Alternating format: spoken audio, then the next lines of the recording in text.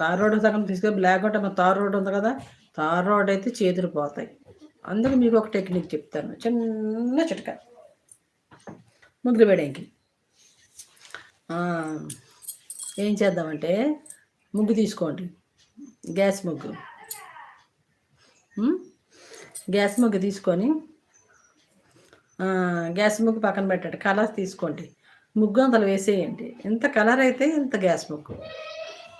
50% gas ముగ్గు, 1% colour, 1/2% gas ముగ్గు, రెండు కలిపేసేయండి.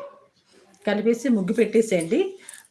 తనకి ఏంటంటే చేతులతో నడతా కానీ ఈ ముగ్గు కలిపేసరికి కలర్ స్మూత్ అయిపోద్ది. వేసేసి ఇలా కనియండి, తన తొందరగా అయిపోద్ది.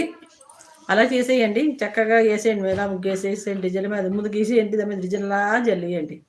జల్లైతే సింపుల్గా అయిపోద్ది, చక్కగా అయిపోద్ది. అయితే ముగ్గు తెల్లగా ఉంటుందని అనుకుంటారు, ఉండదేంటి.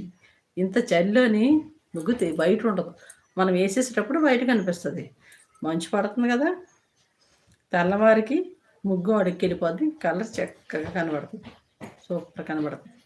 మనం ఏ కలర్ తెచ్చి ఆరంగా కనబడుతుంది. నేను చేసేది అదే, ఒంగోని పెట్టడం కష్టం, అందుకు ముగ్గులో ఇలా వేసేస్తాను. ముగ్గు పెట్టి సింపుల్.